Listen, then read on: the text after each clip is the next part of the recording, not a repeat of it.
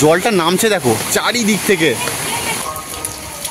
এই দুর্গা মন্দির দেখতে পাচ্ছ, আমরা জানি কি 5 দিন দুর্গা পুজো হয়, এখানে কিন্তু 16 দিন ধরে দুর্গা পুজো চলে। এটা হলো নীলগিরি পাহাড়। আমরা এখানে এসে পুজো দিচ্ছি। আর মেন যে শিবলিঙ্গটা আছে এটা হলো রাজার পালকি।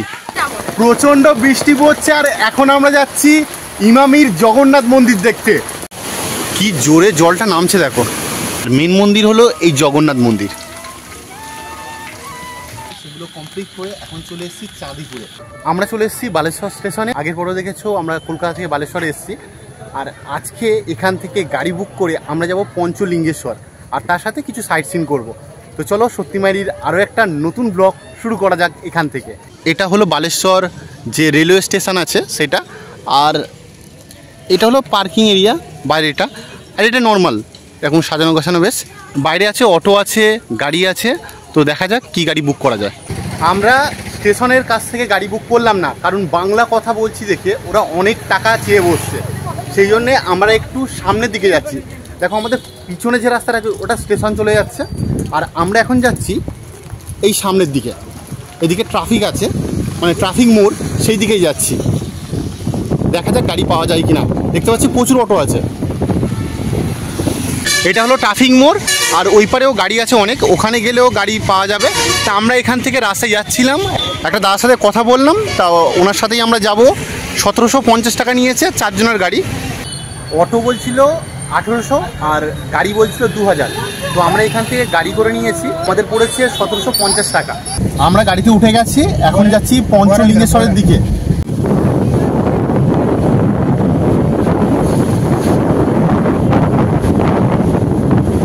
আজকে আমরা প্রথম আসলাম ক্ষীরচোরা গোপীনাথ টেম্পেলে।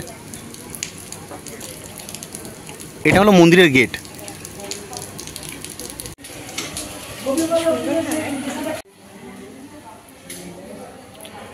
এই মন্দিরটা এখন বন্ধ আছে।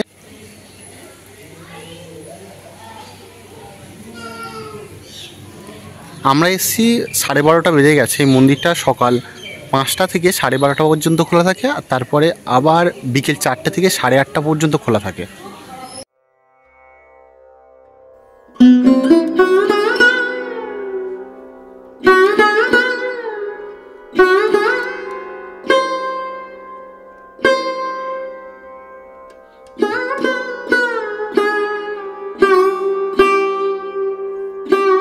আমরা পঞ্চলিঙ্গেশ্বর গিয়েছিলাম 2024 সালের 25শে সেপ্টেম্বর। তারপর দুর্গাপুজো, আর এই দুর্গাপুজোর পরে থেকে বাঙালিদের বিভিন্ন রকম উৎসব শুরু হয়ে যায়। সেই জন্য এই ভিডিওটা আর দিয়ে উঠতে পারিনি, তাই তোমাদের সাথে এখন শেয়ার করছি। আগের ব্লগে দেখেছো আমরা কলকাতা থেকে বালেশ্বর এসেছি ট্রেনে করে। তারপর তেমন কিছু আমরা রাস্তায় লাঞ্চ করিনি, তাই দুপুর 2টোর সময় আমরা লাঞ্চ করতে চলে এসেছি মেন রাস্তার পাশে একটা ধাবাতে। আমরা নিয়েছি ভেজ থালি। ভেজ থালি পড়েছে 150 টাকা করে। তা এতগুলো আইটেম আছে। মৌলি কি খাবে বুঝতে পারছিল না, শেষে 1 প্লেটের জায়গায় হাফ প্লেট 150 টাকা দিয়ে বিরিয়ানি নিয়েছিল। আমরা এই জায়গা থেকে আজকে লাঞ্চ করেছি। খাবারের কোয়ালিটি বেশ ভালো আছে, তবে একটু কস্টলি। বাইরে এই সময় প্রচণ্ড বৃষ্টি নেমেছে, পুরো সাদা হয়ে গেছে বাইরেটা। এটা হলো নীলগিরি পাহাড়।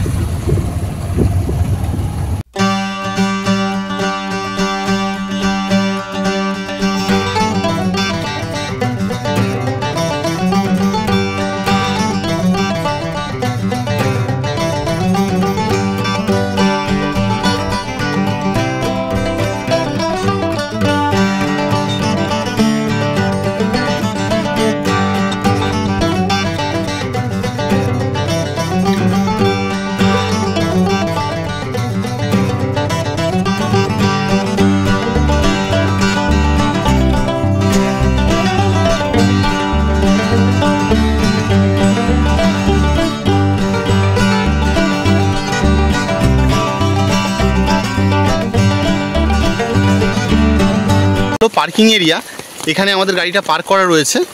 সবাই আমরা ছাতা বার করেছি, তাই তো? চলো সামনের দিকে যাওয়া যাক। আমরা এখন আছি নীলগিরি পাহাড়ের নিচে, আর এই রাস্তা ধরে হেঁটে সামনে যাচ্ছি। পুরো ভিউটা দেখো। বৃষ্টি হয়েছে আর পাহাড়ের গা দিয়ে বেয়ে আসছে জল, দারুণ লাগছে। নিস্তব্ধ পরিবেশ আর এই যে আওয়াজটা হচ্ছে দারুণ। পঞ্চলিঙ্গেশ্বর মন্দির যেটা আছে সেই দিকে যাচ্ছি, আর এখানে দেখলাম অনেক দোকানপাট আছে। এখন বৃষ্টি হচ্ছে সেজন্য কিছু দোকান খোলা রয়েছে, কিছু বন্ধ রয়েছে।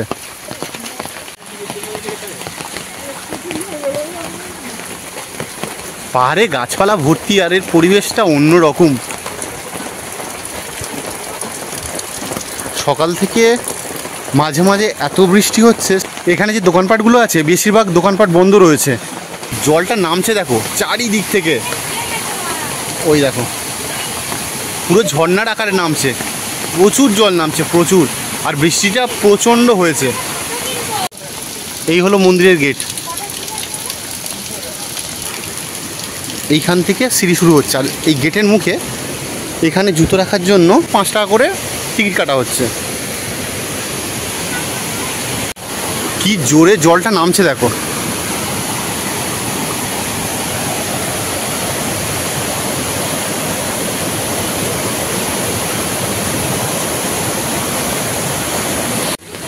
আমরা এই সিঁড়ি দিয়ে উঠছি আর এই পরিবেশটা পুরো মায়াবী, দারুণ লাগছে। আর বৃষ্টি হচ্ছে, বৃষ্টিটা একটু ধরেছে, তারপরে যে ওয়েদারটা থাকে না সেই ওয়েদারটা খুব ভালো লাগছে। পুরো দেখো চারিদিকটা সবুজ, আর ওপার থেকে জোরে ঝর্ণা নামছে।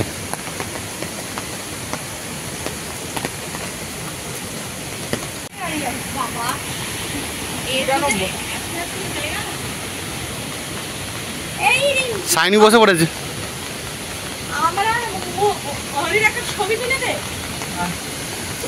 পাহাড় থেকে জলটা নামছে আর আওয়াজটা, আওয়াজ না গর্জন করছে বোঝা যাচ্ছে না। একটু আগে প্রচণ্ড বৃষ্টি হয়েছে। এখানে উঠে দেখলাম বসার জায়গা করে রেখেছে, দারুণ লাগছে। পাশে ঝর্ণা আর বসার জায়গা, আর ওপারে দেখো এখানে অবস্থাটা দেখো কত জল নামছে, প্রচুর জল নামছে।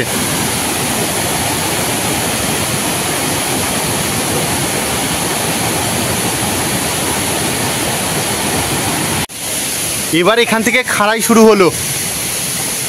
মৌলিয়া সাইনি আগে যাচ্ছে, আমি আর রিন্টু পরে যাচ্ছি। পরিবেশটা কিন্তু দারুণ লাগছে। পঞ্চলিঙ্গেশ্বর যে মন্দির আছে সেখানে চলে এসেছি। এখান থেকে নিচের ভিউটা দেখো,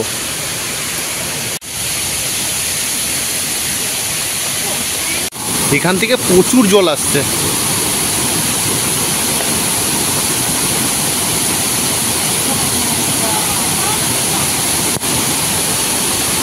তোমাদেরকে মন্দির প্রাঙ্গণটা একবার দেখিয়ে দিই।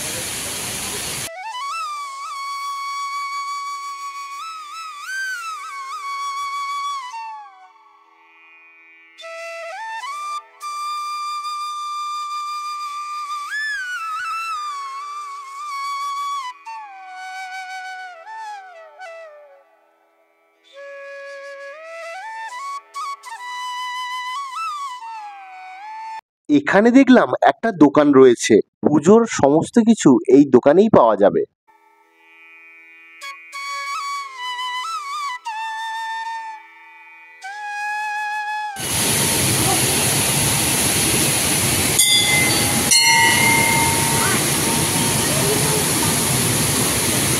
এখানে রয়েছে নন্দী মহারাজ, মেন যে মন্দির আছে নিচে।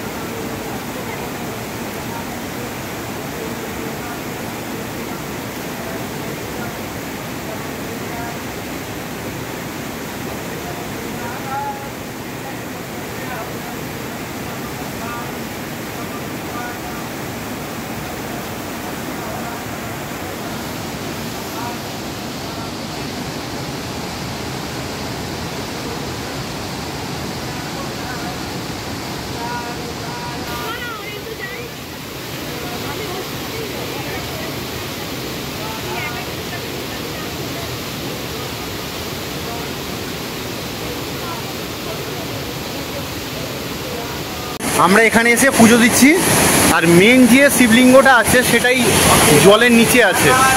এখন দেখতে পাচ্ছ এই ঝর্ণাটার প্রচুর স্রোত, সেই জন্য আর দেখা যাবে না। আর অনেকে এখানে এসে শিবলিঙ্গটাকে টাচ করে, তো এখন পুরোপুরি বন্ধ আছে। দেখতে পাচ্ছ গেট করা রয়েছে, আর এপার থেকে প্রচুর জল যাচ্ছে, ওপারে যাওয়া যাবে না, গেট বন্ধ।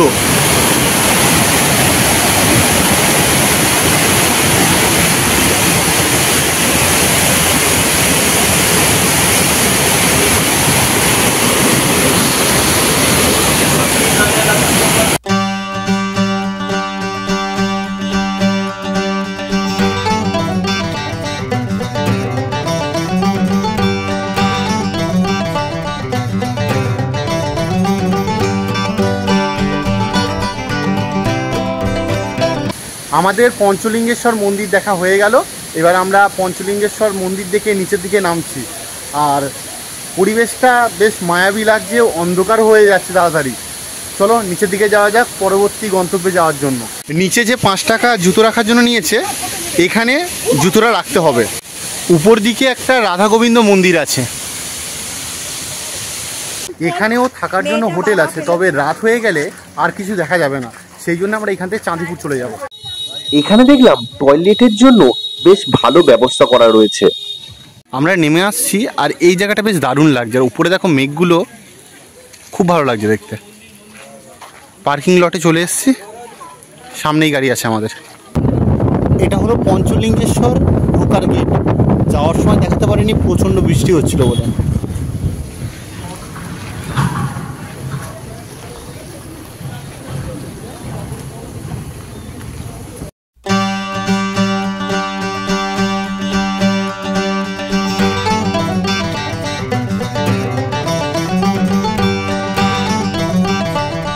আমরা এখন চলে এসেছি নীলগিরি রাজবাড়ির সামনে। আর চলো এই রাজবাড়ির ভিতরে প্রবেশ করা যায় কি দেখি। এটা হলো দুর্গা মন্দির। দুর্গা মন্দিরের ভিতরে ছবি তোলা নিষেধ, সেই জন্য তোমাদের আর দেখাতে পারলাম না, এটা বাইরে থেকে দেখালাম। এটা হলো মেন গেট, আর এটা হলো রাজবাড়ি। এবারটা প্রায় ধ্বংস হয়ে গেছে, এটা সংরক্ষণ করে রাখা হয়েছে ভালো করে।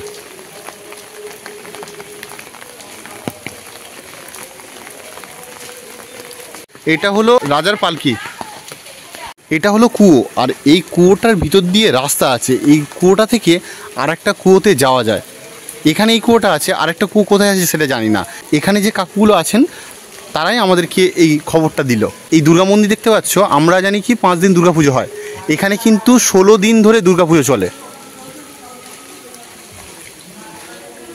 3 দিন আগে থেকে দুর্গাপুজো স্টার্ট হয়ে গেছে।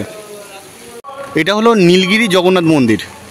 এই জগন্নাথ মন্দিরের ভিতরে কোনো রকম ভিডিওগ্রাফি বা ফটোগ্রাফি অ্যালাউ নেই বলে তোমাদের সাথে কিছু শেয়ার করতে পারলাম না। এই মন্দিরটা ঘুরে আমাদের বেশ ভালোই লেগেছিল, বাইরে জুতো রাখার জায়গাও ছিল। এই রাজবাড়ির একদম পাশেই এই মন্দিরটা আছে, রাজবাড়ির সাথে কানেক্টেড। এবার আমরা যাচ্ছি পরবর্তী গন্তব্যে। এটা ইউনিভার্সিটি, ফকিরমোহন ইউনিভার্সিটি। প্রচণ্ড বৃষ্টি পড়ছে, আর এখন আমরা যাচ্ছি ইমামির জগন্নাথ মন্দির দেখতে। আর বাইরে এত বৃষ্টি পড়ছে, মানে তোমাদের কি বলবো, যা অবস্থা হচ্ছে জানো, তোমাদের দেখায় প্রচণ্ড বৃষ্টি। এই দেখো অবস্থাটা। এই হলো মন্দিরের গেট, তো এখান থেকে আমরা প্রবেশ করবো। এবার মন্দিরে ঢোকার আগে জুতো রাখতে হবে, এখানে জুতো রাখার জন্য ভালো জায়গা রয়েছে। আর এখান থেকে এন্ট্রি করবো এবার আমরা। চলো ভিতরে এন্ট্রি করা যাক। জানি না ভিতরে ভিডিও করতে দেয় কি না। এখান থেকে দেখলাম প্রসাদ দিচ্ছে জগন্নাথ মন্দির থেকে, তো আমরা সবাই প্রসাদ নেব।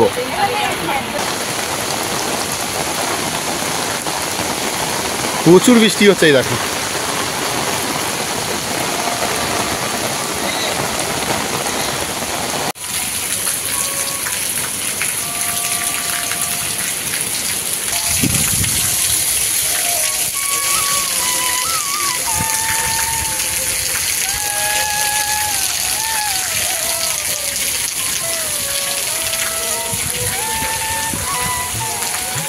এখানে রয়েছে রথের চাকা।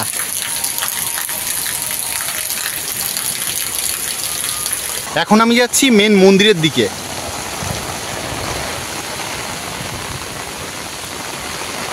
যদি বিকাল টাইমে আসা যায়, মানে সন্ধে সন্ধে ভাব, তখন বেশি ভালো লাগবে। এখন তো বৃষ্টি হচ্ছে, এখানকার যে ভিউটা ঠিক দেখাতে পাচ্ছি না আমি, কিন্তু এটা দারুণ জায়গা বেশ।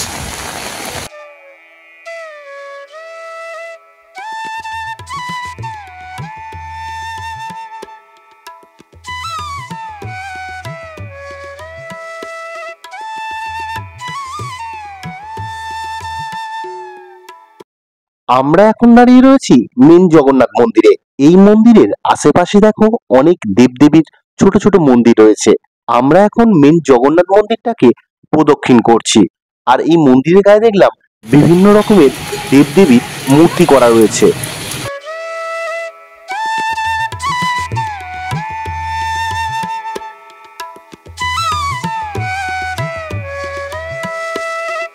মন্দিরটার চারপাশ আমরা ঘুরছি। মন্দিরের যে কারুকার্যগুলো রয়েছে বিষ্ণু দেবতার দশম অবতারকে তুলে ধরা হয়েছে। এই ইমামি জগন্নাথ মন্দির বালেশ্বর স্টেশনের একদম কাছেই রয়েছে। বালেশ্বরে আসলে অল্প সময়ে এই মন্দিরটা ঘুরে দেখা যায়।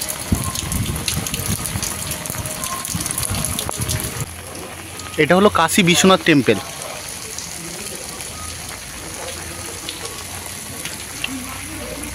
এখানে বেশ অনেক কটাই মন্দির রয়েছে, আর মেন মন্দির হলো এই জগন্নাথ মন্দির।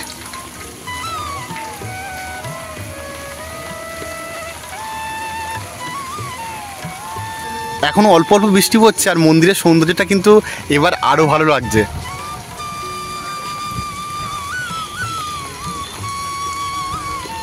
এটা হনুমান টেম্পল। এদিকেও একটা মন্দির রয়েছে, আর এখানেও একটা মন্দির রয়েছে। এটা মহালক্ষ্মী মন্দির। এখানে একটা গণেশ মন্দির দেখলাম, আর এখানে আরতি চলছে।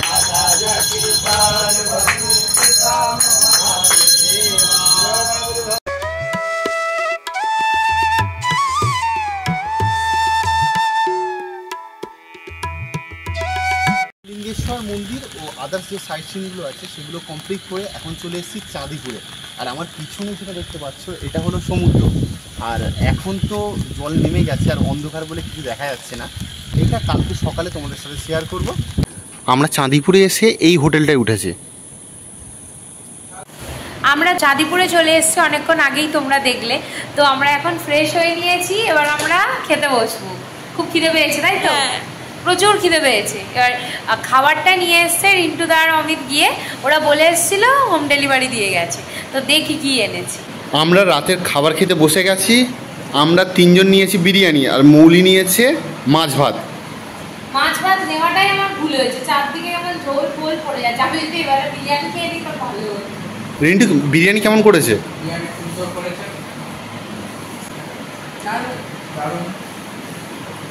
এবার আমি খেতে বসে যাই। আমরা এখন বসে আছি আমাদের হোটেলের একদম ছাদের ব্যালকনিতে। আর এর পাশে আছে ডিআরডিওর যে মিসাইল লঞ্চিং প্যাড, এই পারে আছে। মানে লঞ্চিং প্যাড বলতে টেস্টিং করা হয় যে মিসাইলগুলো, এইখান থেকে 17 কিলোমিটার দূরে। তো এখন ব্লগটা এই পর্যন্ত রাখছি। যদি ভালো লেগে থাকে তাহলে ছেড়ে যাওয়ার আগে লাইক শেয়ার আর সাবস্ক্রাইব করে দেবেন। আজকের মতো গুড নাইট।